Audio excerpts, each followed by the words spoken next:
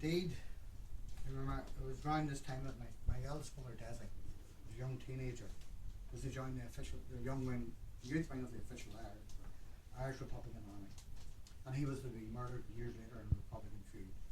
Something that my family is still dealing with to this day, and will never leave us. So this combination of my family history and these memories led me to a fascination with the internment period. So fast forward almost 40 years, it just seemed to me the obvious choice was to I'll do something on internment. Although my expectation was, Margaret probably pointed out earlier, that body covers my mind. But when I just said, look, I'll have a look at it, and when I looked at it, I just became more and more convinced that I hadn't been given any proper investigation. This is not in my speech, but it's a point that's coming to my head now. That's something that I would say to all scholars, don't take what's for granted, what's there. You challenge it, have a look at it, and challenge it. And evidentially, this is where my research is led. In fact, the only books that really have given any significant coverage were John McGuffern's two contemporary anti-installation monographs, Internment and the Guinea Pigs, and Thomas Hennessy's more recent book, The Evolution of the Troubles, which also was a good stimulant for me for doing my research, which dedicates one chapter to internment. So then the central premise of the thesis, and subsequently the book, became that a re-examination of internment was not only desirable, but essential to any story of the development of the early troubles. Now, despite the amount of research I've carried out writing the book, I'm acutely aware that I have not had access to many files regarding the measure. And as a result, this re-examination of the measure should not be considered as a definitive history of its use, but very much as a basis for further investigation. I have a few other people to thank as well. I'd like to thank the Political Studies Association of Ireland for sponsoring this event today. Neil O'Doherty and Paul View, who was here, and for their contributions to my thesis, which were the criticism was very constructive and helped very much towards the book. Aaron Edwards and Tom Hennessy, my book reviewers, who also helped towards the final product. Jim Auld and Jared MacDonald, two of my interviews. Manchester University Press, and Tony Mason, my editor. All my family and friends and academic colleagues, but especially my mum and my partner there again. Sort of well up a wee bit. Without help, this book would not have happened. So finally, to get my book published makes me very happy and proud, but also nervous and fearful. It's like when someone you spend a lot of time with walks away, things like who either get her or don't get her, who love her or feel disappointed by her. It feels odd. Your book that you slept with, travelled with, you woke with, you nagged with, you delighted with, it drove you crazy, tired you out, it's no longer with you. You want everyone to love her. Then again, then again you want everyone to love her. You're proud and you're jealous. You're also very tense. Of course, the past is what happened. History is merely an interpretation of the past. In the course of this project, I've tried to achieve a balance. I've never really understood the writers who decide that they're going to approach their subject matter from a particular political position. They value-free history may be the goal that can never be achieved. But I believe there's much to be gained in trying. I've often used this comparison in life about love. So, what is love? Well, I asked the question, what is love? And the answer I give is like trickle run down your back and you can't get around to it. So I think value history is a wee bit like that.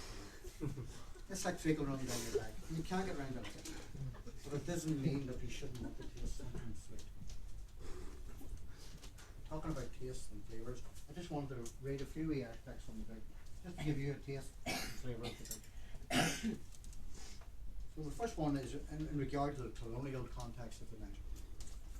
In 2012, a number of survivors of the detention camps in Kenya won a court case against the British government over their detention and torture. This has led to thousands of files of the colonial period being opened with the British government but kept secret. Interestingly, among those who detained during the Mau Mau insurgency was Barack Obama's grandfather. During the case, the British government admitted that many Kenyans were tortured during the uprising. Coincidentally, one of the judges who sat on the Advisory Committee on Internment in Northern Ireland in 1971 was Justice Dalton, a former Kenyan judge who fulfilled the same duty in the Kenyan uprising.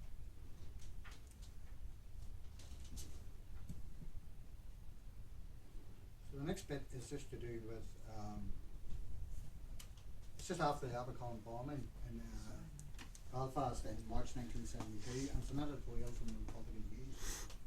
To you, the people who have stood behind us in the last few years, and who now find yourselves in doubt following the horrible crime at the Abercorn restaurant last Saturday, I wish to give you my personal assurance, as God is my judge. I would not write another word for this or any other Republican paper. I ever thought or even suspected that the Republican movement or any of its branches or units could be guilty of such an atrocity. I just often wondered, did he ever write anything else again for the This is to do with the ending of internment in 1975. So in total, 2,060 suspected Republicans and 1,009 suspected Republicans were interned between 1971 and 75. Curiously and perhaps significantly, as Jerry Fitt points out, on the 9th of August 1972, 73, 74, and 75, the Provisional IRA lit bonfires on the streets of Belfast to celebrate the introduction of internment, the greatest weapon in the army. And there was no bonfires on the streets of Belfast when internees and detainees were released last week. So the next one is sort of moving to the local chapters, and it's to do with the normality that existed in towns outside of Belfast before the introduction of internment. So there was one report that it was reported that Douglas Hogg, a Newry RUC constable, was awarded the British Empire Medal for chasing a gang who had raided two Newry banks. He had also given permission to keep his beard. He was also given permission to keep his beard, which he had grew while on a month's leave. He was pictured in the local press, who reported that he'd become the first RUC man on the beat in the Northern Ireland to support a beard. Who was the first RUC hipster? In the beginning, 1970 started off peacefully, so much so that the police news reports and local press were dominated with concerns over sheep worrying, and dog owners were advised to keep their pets under control at night. This is a bit of satire from an anti-internment news sheet, anti-internment league news sheet, and it sort of reflects the main political individuals at the time, and it's done sort of like a race card form. So it's the Stormont Park political stakes, 2-year-old and upwards. Number 1, Ted Heath, white gelding by sailor out of organ grinder, inexperienced and knows little about the game. Number 2, Faulkner, a black colt of doubtful pedigree, was run out of it in his last race. Number 3, Internee, by game spurred out of freedom, will do better for fences. Number 4, Military, by Slayer out of Britbum, falls quite often, not a safe bet. Number 5, Alliance, by Unionist out of Unionist, fades rapidly under pressure. Number 6, Whitelaw, by Invader out of order, not expected to stay. Number 7, Lynch, by Stand Out of Egley Bay, a greatly overrated animal. Number 8, probably my favourite, Paisley, by Churchman out of own making, needs strong handling and will try to get out to the front early.